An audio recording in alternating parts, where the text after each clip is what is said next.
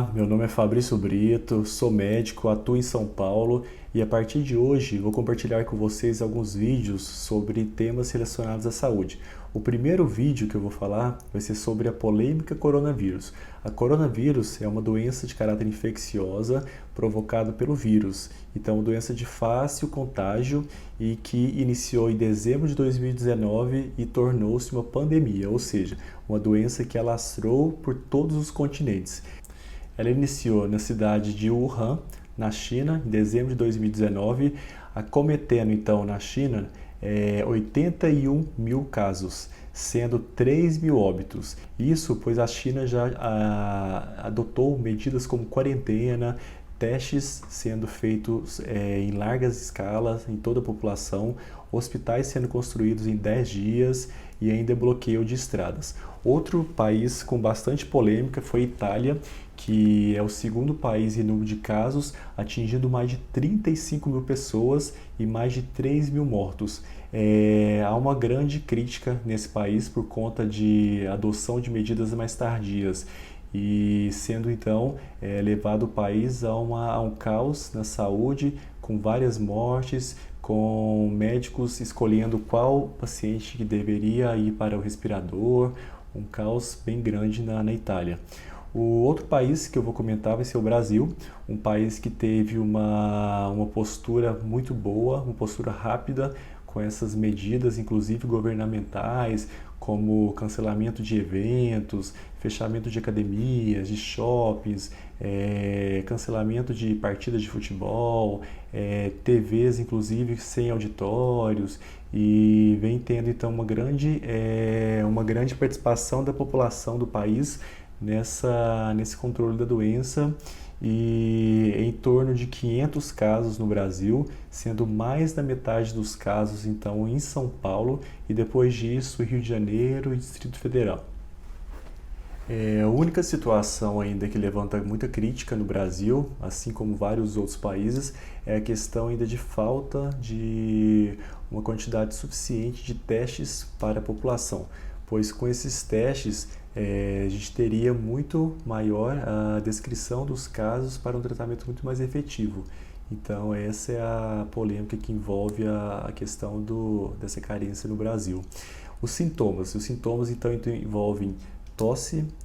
que geralmente é seca, febre e dificuldade respiratória, sendo que o indicado no Brasil é que os pacientes procurem atendimento hospitalar somente em casos mais graves, pois pela quantidade de casos, os pacientes não confirmados ou que não tenham o coronavírus podem se contaminar no local do hospital.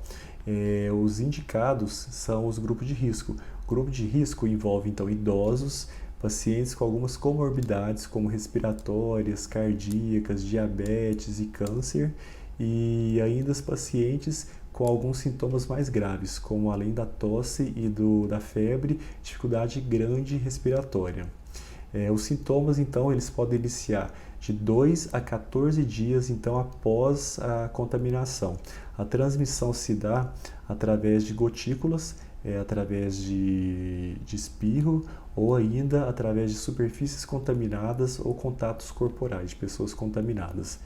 E a prevenção, então, é importantíssima a questão do distanciamento social, que está sendo bem feito no Brasil, a etiqueta respiratória, então evitar contato com o outro, evitar contato com superfícies,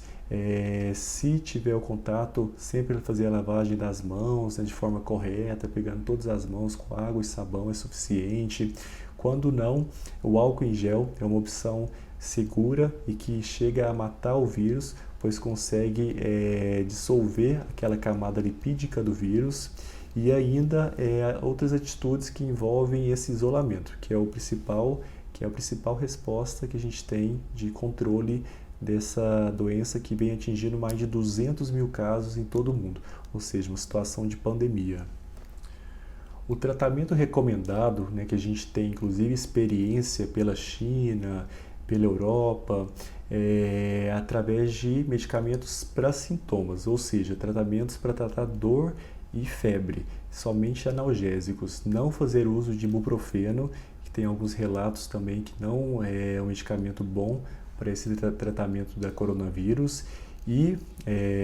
hidratação rigorosa, além de repouso e evitar contatos com outras pessoas. O diagnóstico é basicamente clínico, a maior parte do caso é clínico, então tosse, febre, dificuldade respiratória, podendo ou não cursar com pneumonia, às vezes ou não também dor muscular. Outros casos podemos confirmar com testes, que ainda é uma questão polêmica, pois ainda falta esses testes ainda no Brasil, uma quantidade adequada para ter um estudo melhor, detecção precoce desses casos. Outro exame muito importante que a classe médica tem uma experiência muito boa é a tomografia de tórax. Então o paciente dá entrada no hospital e com sintomas, ligados ao coronavírus. Então com a tomografia a gente consegue detectar as lesões bem características do coronavírus e possibilita inclusive o tratamento mais precoce, pois na experiência clínica de nós médicos vemos que o procedimento para paciente grave que tem um resultado muito grande, de melhora, de sucesso no tratamento é a intubação. Então, vendo essa questão das lesões, vendo o teste, a gente pode oferecer então uma condição aí, uma expectativa de vida muito melhor quando a gente tem essa intervenção mais rápida. E foi levantado nessa última semana agora, de março, que um artigo muito bom falando da hidroxicloroquina, e que é um medicamento que a gente usa para tratamento de malária, e inclusive ele junto com outro antibiótico que é a azitromicina poderá ter aí uns avanços muito bons depois, se tiver algum avanço científico com uma evidência científica nesse tratamento. Então, é uma perspectiva boa e que foi levantada a partir de março, um possível tratamento para o coronavírus.